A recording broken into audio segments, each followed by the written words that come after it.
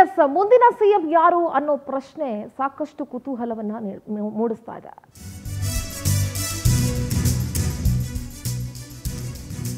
ಸಚಿವ ಸತೀಶ್ ಜಾರಕಿಹೊಳಿ ಅವರೇ ಮುಂದಿನ ಸಿಎಂ. ಪವರ್ ಟಿವಿಯಲ್ಲಿ ಈ ಕ್ಷಣದ ಅತಿ ದೊಡ್ಡ ಬಿಗ್ ನ್ಯೂಸ್.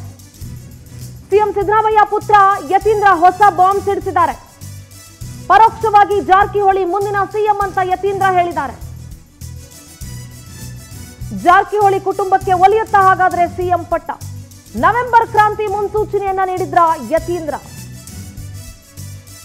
ಸಚಿವ ಸತೀಶ್ ಜಾರಕಿಹೊಳಿ ಅವರೇ ಮುಂದಿನ ಸಿಎಂ ಆಗ್ತಾರಾ? ಪವರ್ ಟಿವಿ ಬ್ರೇಕ್ ಮಾಡ್ತಾ ಇದೆ ಈ ಕ್ಷಣದ ಅತಿ ದೊಡ್ಡ ಪೊಲಿಟಿಕಲ್ ಬಿಗ್ ನ್ಯೂಸ್.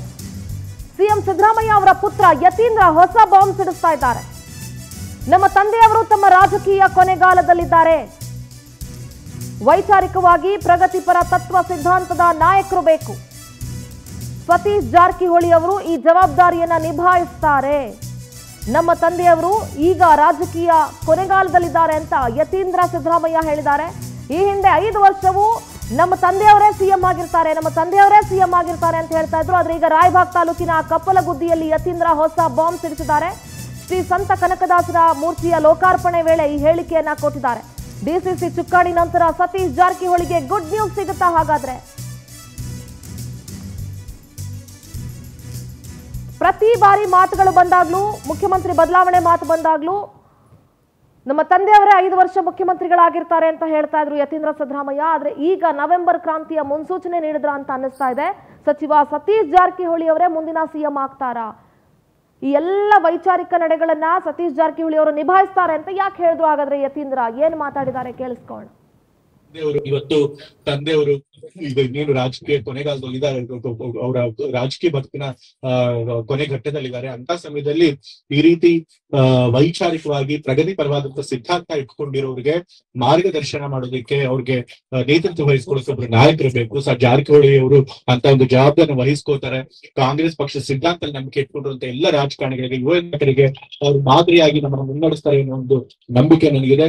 ಸೊ ಹಾಗಾಗಿ ಈ ರೀತಿ ಒಂದು ತತ್ವಬದ್ಧತೆ ಇರುವಂತಹ ನಾಯಕರು ಸಿಗೋದು ಬಹಳ ಕಷ್ಟ. ಅಂತ ಕೆಲಸನ ಜಾರಕಿಹೊಳಿ ಮಾಡ್ತಿದ್ದಾರೆ.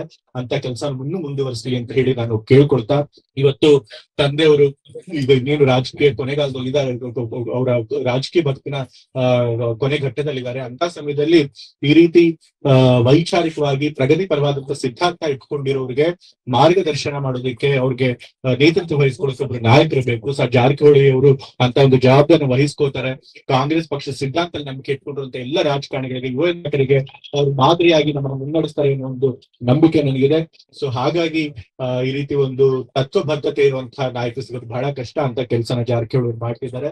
ಅಂತ ಕೆಲಸ ಮುಂದುವರಿಸಲಿ ಅಂತ ಹೇಳಿ ನಾನು ಕೇಳ್ಕೊಳ್ತಾ, ಇವತ್ತು ತಂದೆಯವರು ಇನ್ನೇನು ರಾಜಕೀಯ ಕೊನೆಗಾಲದಲ್ಲಿ ಇದ್ದಾರೆ, ಅವರ ರಾಜಕೀಯ ಬದುಕಿನ ಕೊನೆ ಘಟ್ಟದಲ್ಲಿದ್ದಾರೆ. ಅಂತ ಸಮಯದಲ್ಲಿ ಈ ರೀತಿ ವೈಚಾರಿಕವಾಗಿ ಪ್ರಗತಿಪರವಾದಂತಹ ಸಿದ್ಧಾಂತ ಇಟ್ಕೊಂಡಿರೋರಿಗೆ ಮಾರ್ಗದರ್ಶನ ಮಾಡೋದಕ್ಕೆ, ಅವ್ರಿಗೆ ನೇತೃತ್ವ ವಹಿಸ್ಕೊಳ್ಳೋಕೆ ಒಬ್ರು ನಾಯಕರು ಬೇಕು. ಜಾರಕಿಹೊಳಿ ಅವರು ಅಂತ ಒಂದು ಜವಾಬ್ದಾರಿನ ವಹಿಸ್ಕೋತಾರೆ. ಕಾಂಗ್ರೆಸ್ ಪಕ್ಷ ಸಿದ್ಧಾಂತ ನಂಬಿಕೆ ಇಟ್ಕೊಂಡಿರುವಂತ ಎಲ್ಲ ರಾಜಕಾರಣಿಗಳಿಗೆ, ಯುವ ನಾಯಕರಿಗೆ ಅವ್ರು ಮಾದರಿಯಾಗಿ ನಮ್ಮನ್ನು ಮುನ್ನಡೆಸ್ತಾರೆ ಅನ್ನೋ ಒಂದು ನಂಬಿಕೆ ನನಗಿದೆ. ಸೊ ಹಾಗಾಗಿ ನಮ್ಮ ಚಿಕ್ಕೋಡಿ ಪ್ರತಿನಿಧಿ ಸಿದ್ದೇಶ್ ದೂರವಾಣಿ ಸಂಪರ್ಕದಲ್ಲಿ ಜಾಯ್ನ್ ಆಗ್ತಿದ್ದಾರೆ. ಸಿದ್ದೇಶ್, ಯತೀಂದ್ರ ಸಿದ್ದರಾಮಯ್ಯ ಅವರ ಮಾತುಗಳು ಇವತ್ತು ಸಾಕಷ್ಟು ಸಂಚಲನ ಮೂಡಿಸೋದ್ರಲ್ಲಿ ಯಾವುದೇ ಡೌಟ್ ಇಲ್ಲ ಕಾಂಗ್ರೆಸ್ ಪಾಳ್ಯದಲ್ಲಿ. ಸಚಿವ ಸತೀಶ್ ಜಾರಕಿಹೊಳಿ ಅವ್ರಿಗೆ ಏನಾದರೂ ಮುಂದಿನ ಸಿಎಂ ಪಟ್ಟ ಸಿಗುತ್ತಾ? ಹೇಗೆ ಯತೀಂದ್ರ ಸಿದ್ದರಾಮಯ್ಯ ಅವರ ಸ್ಟೇಟ್ಮೆಂಟ್ಗಳು ಅದೇ ಅರ್ಥ ಕೊಡ್ತಾ ಇದ್ದಾವೆ?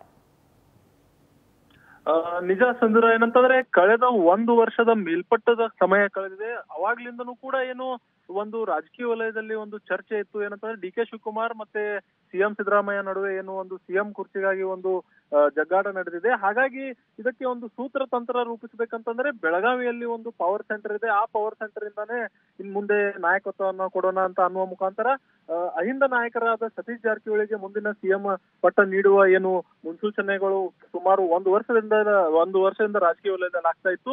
ಈಗ ಅದಕ್ಕೆ ಪುಷ್ಟಿ ನೀಡುವಂತೆ ಏನು ಯತೀಂದ್ರ ಸಿದ್ದರಾಮಯ್ಯ ಅವರು ಸ್ವತಃ ಮುಖ್ಯಮಂತ್ರಿ ಅವರ ಮಗನೇ ಆದ ಯತೀಂದ್ರ ಸಿದ್ದರಾಮಯ್ಯ ಅವರು ಇವತ್ತು ಚಿಕ್ಕೋಡಿಯಲ್ಲೂ ಮಾತನಾಡಿರುವಂತ ಮಾತುಗಳು ಈ ಎಲ್ಲ ಬೆಳವಣಿಗೆಗಳ ಗೋಚರಿಸುವಂತದ್ದು. ಯಾಕಂತಂದ್ರೆ ಹಲವಾರು ದಿನಗಳಿಂದ ಏನಂತಂದ್ರೆ ನವೆಂಬರ್ ಕ್ರಾಂತಿ ಅಂತ ಏನು ವಿರೋಧ ಪಕ್ಷಗಳಾಗಿರ್ಬೋದು ಮತ್ತೆ ಆಡಳಿತ ಪಕ್ಷದ ಕೆಲವೊಂದು ಶಾಸಕರುಗಳು ಏನು ಗುಪ್ತವಾಗಿ ಏನಂತಂದ್ರೆ ಹೇಳಿಕೆಯನ್ನು ನೀಡುತ್ತಿದ್ದವು. ಅದಕ್ಕೆ ಒಂದು ಪುಷ್ಟಿ ನೀಡುವಂತ ಮಾತುಗಳನ್ನು ಯತೀಂದ್ರ ಅವರು ಕೂಡ ಹೇಳಿದ್ರು. ಅಂತಂದ್ರೆ ಅಲ್ಲಿ ಏನು ಒಂದು ಕನಕದಾಸರ ಮೂರ್ತಿ ಲೋಕಾರ್ಪಣೆ ಕಾರ್ಯಕ್ರಮದಲ್ಲಿ ಸತೀಶ್ ಜಾರಕಿಹೊಳಿ ಕೂಡ ಅದೇ ಕಾರ್ಯಕ್ರಮದಲ್ಲಿ ಭಾಗವಹಿಸಿದ್ರು. ಅವರ ಮುಂದೆ ಏನಂತಂದ್ರೆ ನಮ್ಮ ತಂದೆಗೆ ಈಗ ರಾಜಕೀಯದಲ್ಲಿ ಏನಂತಂದ್ರೆ ಕೊನೆ ಹಂತದ ರಾಜಕೀಯದಲ್ಲಿದ್ದಾರೆ, ನಮಗೆ ಮುಂದೆ ಪಕ್ಷದ ತತ್ವ ಸಿದ್ಧಾಂತ ಆಗಿರ್ಬೋದು, ನಮ್ಮ ವೈಚಾರಿಕ ನಡೆ ನುಡಿಗಳಿಗೆ ಹೊಂದುವಂತ ನಾಯಕರು ಬೇಕು. ಯಾಕಂತಂದ್ರೆ ನಮ್ಮ ಪಕ್ಷ ಒಂದು ಒಳ್ಳೆ ಜವಾಬ್ದಾರಿಯನ್ನು ನಿಭಾಯಿಸುವ ನಾಯಕತ್ವ ಮತ್ತು ರೆಸ್ಪಾನ್ಸಿಬಿಲಿಟಿ ಉಳ್ಳುವ ನಾಯಕ ನಮಗ್ ಬೇಕು ಅನ್ನುವ ಮುಖಾಂತರ ಆ ಒಂದು ಎಲ್ಲಾ ಜವಾಬ್ದಾರಿಯನ್ನು ಸತೀಶ್ ಜಾರಕಿಹೊಳಿ ಅವರು ತಮ್ಮ ನಾಯಕತ್ವದಿಂದ ಮುನ್ನಡೆಸಲಿದ್ದಾರೆ ಅನ್ನುವ ಮುಖಾಂತರ ಪರೋಕ್ಷವಾಗಿ ಸತೀಶ್ ಜಾರಕಿಹೊಳಿ ಅವರೇ ಮುಂದಿನ ಸಿಎಂ ಅನ್ನುವ ಮಾತನ್ನು ಈಗ ಯತೀಂದ್ರ ಸಿದ್ದರಾಮಯ್ಯ ಅವರು ಹೇಳಿದ್ದಾರೆ. ಇದರ ಬೆನ್ನಲ್ಲೇ ಈಗ ಕಾಂಗ್ರೆಸ್ ಪಕ್ಷದಲ್ಲಿ ಯಾವ ರೀತಿ ಬೆಳವಣಿಗೆ ಆಗ್ತವೆ ಅನ್ನೋದು ಕೂಡ ಈಗ ಸದ್ಯ ಕುತೂಹಲಕಾರಿಯಾಗಿದೆ ಸಿಂಧೂರ. ಥ್ಯಾಂಕ್ ಯು ಸದೇಶ್ ನಿಮ್ಮೆಲ್ಲ ಡೀಟೇಲ್ಸ್ಗಾಗಿ.